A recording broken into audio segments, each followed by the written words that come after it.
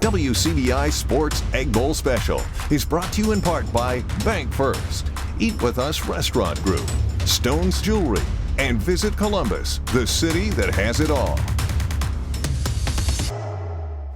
Welcome on into our 2021 Egg Bowl Special. John Sokoloff, joined by the one and only Courtney Robb. Courtney, we were sitting here 1 year ago, getting ready for that game where both teams are, let's just face it, they're not what they are now. And we were just kind of limping to that game, and now you have a much improved Ole Miss team, a much improved State team as well. Oh, definitely. I mean, Mississippi State and Ole Miss, frankly, have just exploded over the course of the last year, specifically in offense, but we'll talk a little bit more about that later. I think this year, John, defense is going to be important as well. They are, and Mississippi State's rush defense has been incredibly good, and I mean, we knew with the Zach Arnett unit that they would be good on that side of the ball, but Ole Miss defensively, all the yards they gave up last season, but this time around, it's all pretty much the same players as last year. But they've really executed well on that side of the ball, and they're just bumped up now to number 9 in the country, according to the college football playoff rankings. So both sides, I mean, even the quarterbacks too, which we'll get to, Will Rogers and Matt Corral, both very much so improving from 1 year ago, even some draft excitement surrounding Matt Corral. But we know now what we think about this game. How about we take a look at what the players and coaches think? You're going to hate the sound of cowbells. You're probably going to hear cowbells for about 2 weeks after the game. It's stinkable to me. It stinks there. I don't like mud.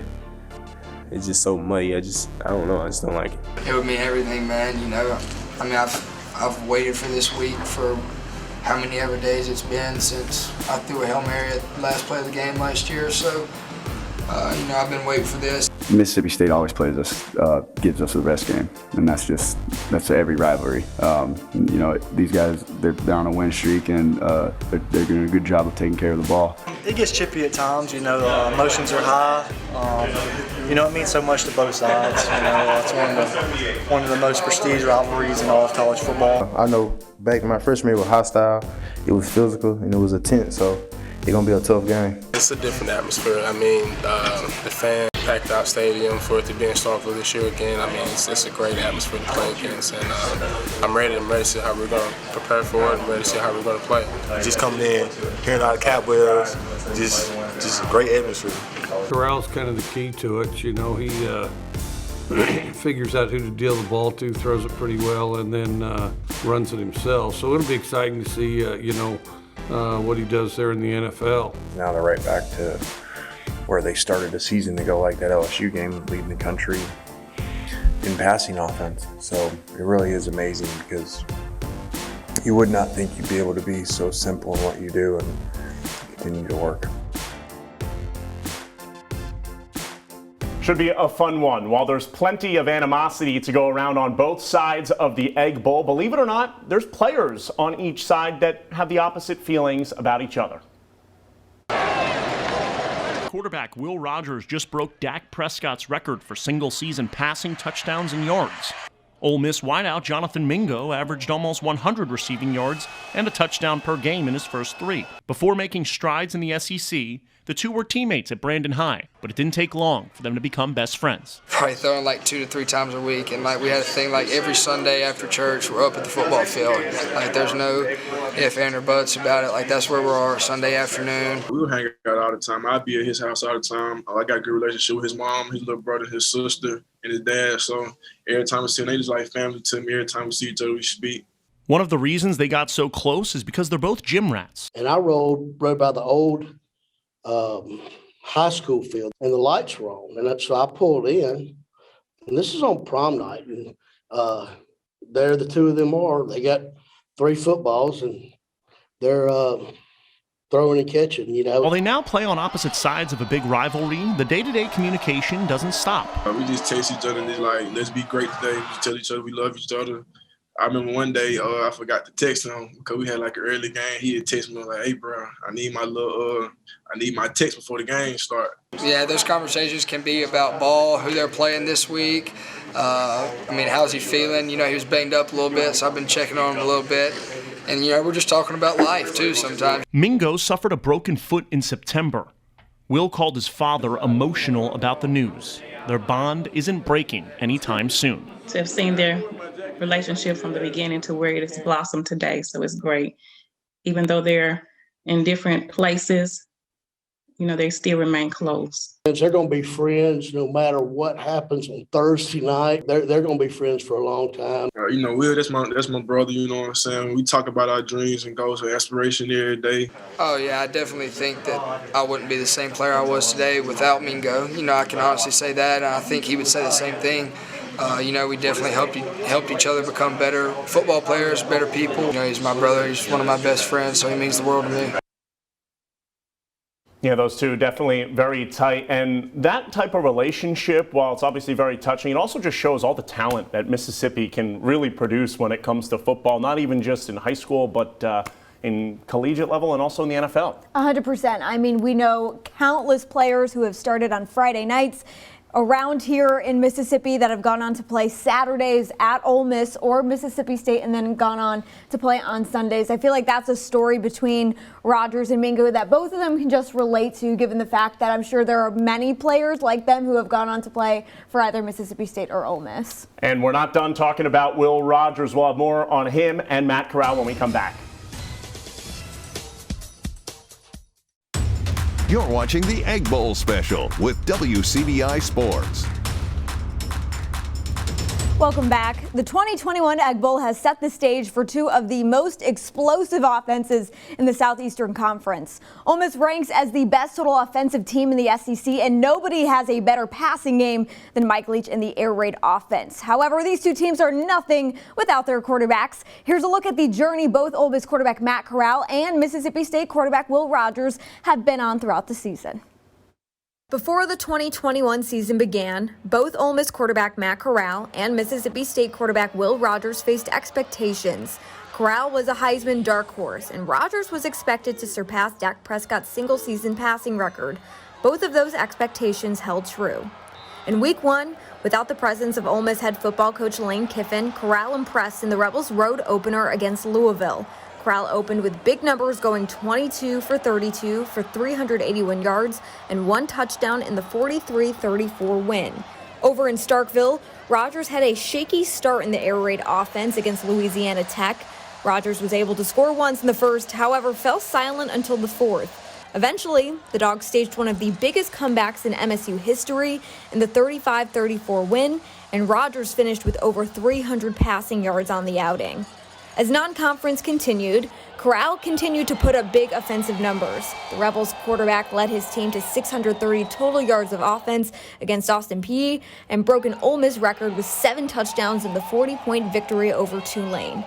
In Week 2, Rogers came up just shy of a 300-yard game in the Bulldogs' 24-10 win against NC State.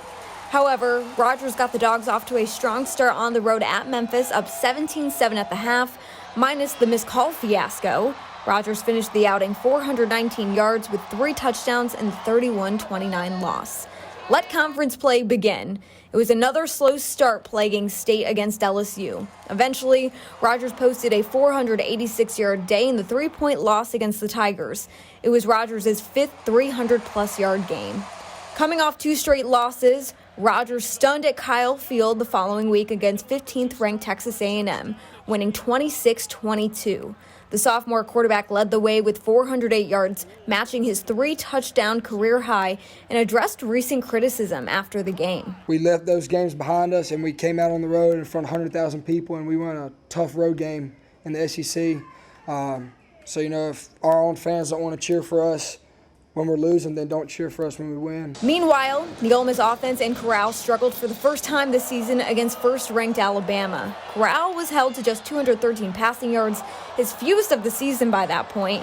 The Rebels quarterback was also sacked twice and hurried 7 times in the 42-21 loss. A week later in Oxford, hosting 13th-ranked Arkansas, the Rebels were in a back-and-forth battle. The Ole Miss offense thought they had the last laugh as Corral found wide receiver Braylon Sanders to score a go-ahead touchdown with a minute to go. Thanks to a missed 2-point attempt, Ole Miss held on to win 52-51. After a week off, State played host to 5th-ranked Alabama. Rogers was no match for the Crimson Tide defense. He totaled 300 yards in the air. However, couldn't score a touchdown, threw 3 interceptions, and was sacked 7 times.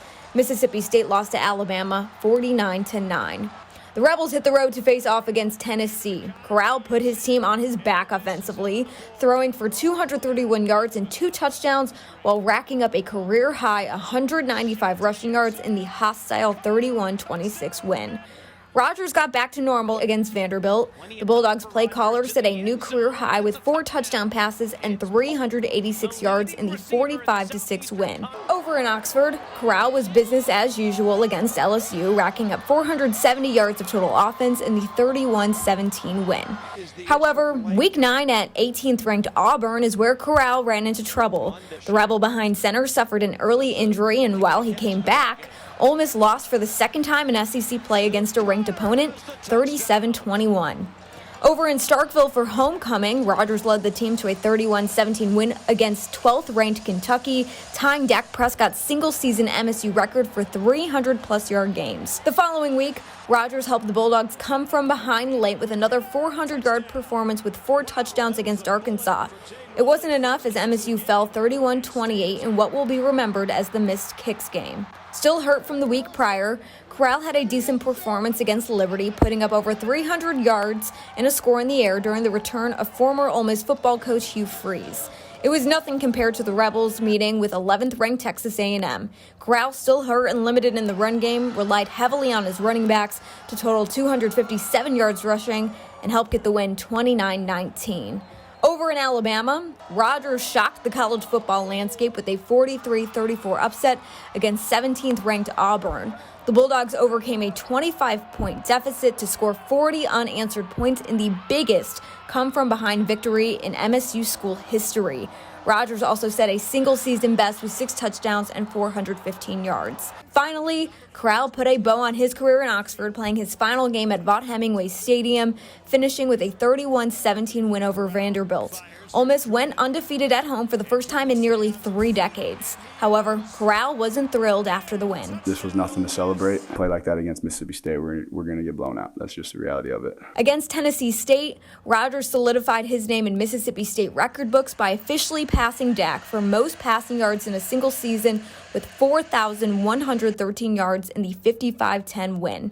As to which one of these quarterbacks will have the bigger outing on Thanksgiving Day, that's to be determined.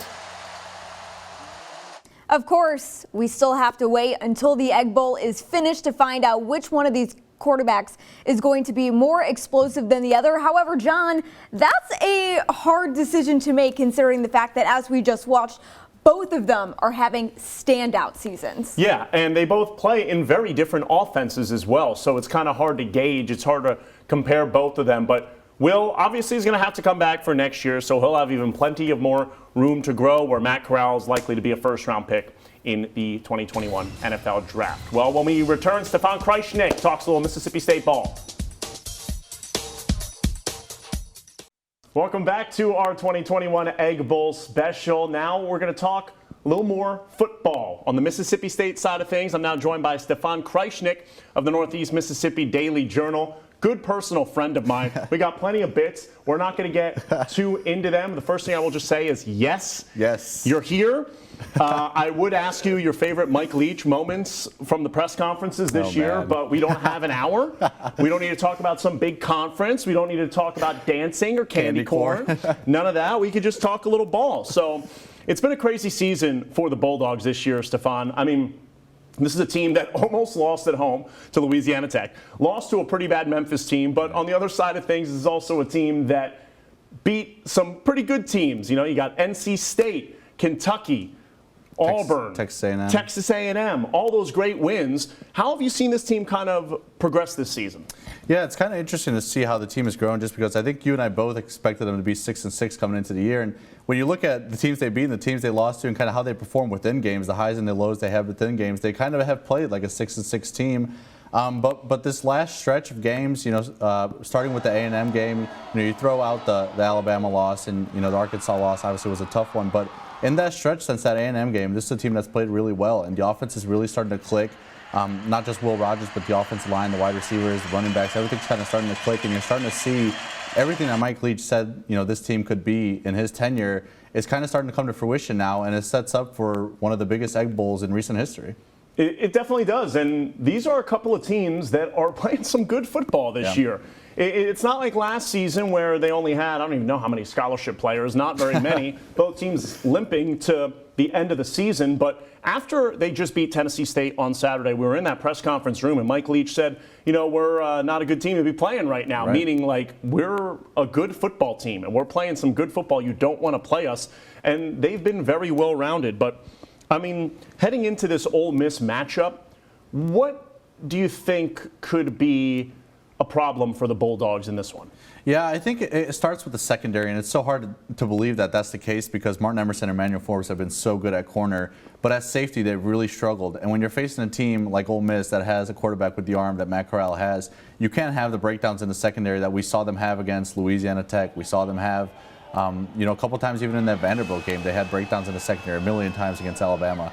Like that's the kind of stuff that they can't afford to do, no matter how good their run defense is. The run defense will probably be there. It's been pretty consistent most of the year. Struggled a bit against Arkansas in that first half against Auburn.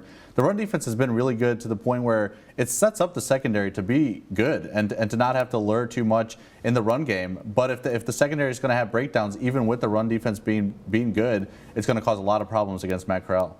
Ole Miss has 4 players that have rushed for at least 500 yards this season. Snoop Connor, Jerry Annealy, Matt Corral, Henry Parrish. I mean, they are a team that can run the football. Right, yeah. So if Zach Arnett's team can really stop them, that would be huge. What's your prediction? Yeah. Give it to me. I think I'm going to go with Mississippi State in this game. I think the home environment is going to play a huge factor.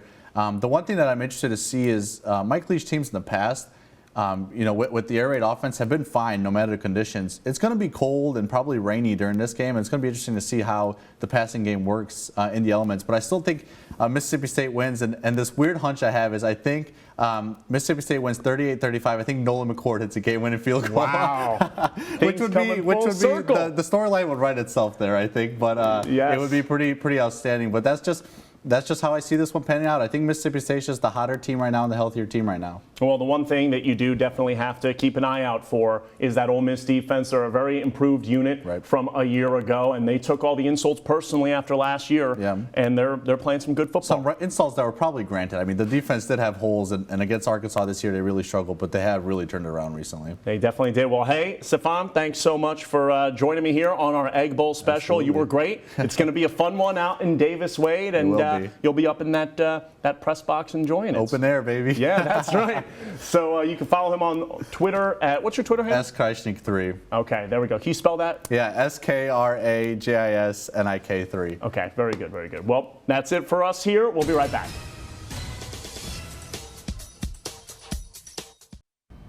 It's that time of the year again, of course. Egg Bowl is here. It's going down. We have a great matchup, of course, Mississippi State and Ole Miss. And joining me to talk more about the Ole Miss side of things, we have the one and only Nick Suss with the Clarion Ledger, beat writer for Ole Miss. So, Nick, 2 really good teams. Coming into the season, we knew Mississippi State and Ole Miss could have good years, and they really exceeded expectations, I would say. This is a really good Ole Miss team. What would you say has been key for them in year 2 of Lane Kiffin just to make that rise? I think we kind of have to start by talking about defense. We all thought the offense would be good, and it has been. Maybe not as consistent at times, maybe not as healthy at times as we thought. But this defense, we came in saying, man, if they can allow 28 points a game, they'll probably be a 10-win team. And we're looking at Ole Miss being in position near that right now of just the defense has been 5 weeks of really, really good defense. And you give them credit with Jake Springer coming back, that helped. You give them credit with this pass rush, Sam Williams and Cedric Johnson improving as the year's gone on. The secondary, A.J. Finley has been great. Otis Reese has played well at times. Dean Leonard has given this team something he didn't last year. DeAndre Prince has taken a step forward. And then obviously Chance Campbell and Mark Robinson at linebacker kind of setting the tone with a brand of physical football we haven't seen from Ole Miss these last couple of years. And as that defense has gotten better and started to play a consistently average to above average brand of defense, that's what this team's been missing. The defense has been stepping up. Sam Williams, he's really made a name for himself this year and has increased his draft stock, I would say. Now let's touch on the offense. This is an elite offense, top 10 in the country in yards per game and everything. How do you feel like this offense matches up against a very aggressive defense led by Zach Arnett in Mississippi State? Yeah, I think if there's one saving grace for Ole Miss, it's that State's weakness sort of has been giving up big plays through the air. they've given up a lot of long passing plays, and that's when Ole Miss is working, they're scoring from far. But we've seen during the middle of this season, that score from far mentality hasn't been reflective. And what Ole Miss really wins by is with tempo and a strong established run game, which plays into what State does well. They stop the run well. And I think that's the matchup that's going to be the most intriguing. I think you're going to see a more aggressive Corral than maybe you saw against teams like Auburn and Texas A&M, Liberty, but I don't know, man. There's obviously a big difference between how good you are and how good you've played. Corral hasn't been the best quarterback in the country this year statistically. There's absolutely no argument you can make for that, but he has at times looked like he is the most gifted quarterback in the country, and when you combine that with the tenacity he's played with playing through injury, it's been one of the more impressive seasons in college football. Let's get to the big decision. How do you see this one playing out? Give me a prediction. I've been making this joke all year. I woke up, with the exception of the A&M game, the Monday before every Ole Miss game and said, I know who's going to win. Okay. The A&M game was tougher. I picked Ole Miss, and I will toot my own horn that I was right, but I never felt good about it. This game is a lot more like that one. I don't know. It's really tricky. There's so much going on. This is the first time, Ole Miss will be back since the Elijah Moore game. Yes. And I'm not going to make a prediction, but I will tell you this. I made a prediction in January that State was going to win this game. I made a prediction in August that State was going to win this game. And every time I made that prediction, despite Ole Miss being the perceived better team, the reason was I expected State to hit its stride somewhere near the middle of the season. And State did, in fact, hit its stride somewhere near the middle of the season. What I was wrong about was how much better Ole Miss's defense would be than perceived, and that throws a wrench in this. But I will say, the guy who picked State in January and the guy who picked State in August, everything he thought State would do, State did, and I will give State all of the credit for that. All right, there you have it. Thank you very much, Nick. We look forward to what should be a great Egg Bowl. The Egg Bowl never disappoints. Absolutely never. So this is Nick Suss. I'm Chris Bolton. We'll have more after the break.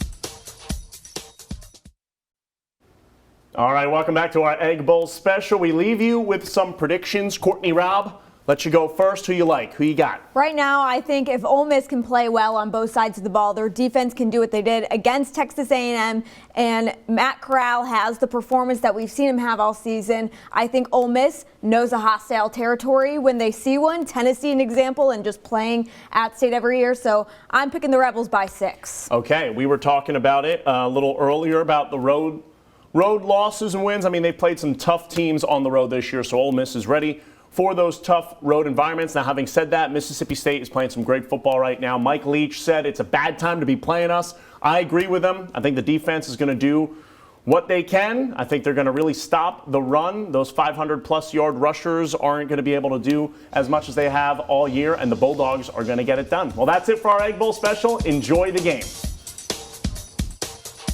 WCBI Sports Egg Bowl Special is brought to you in part by Monroe County Farm Bureau, Mills Home Center, Hearn Law Firm, and OCH Regional Medical Center.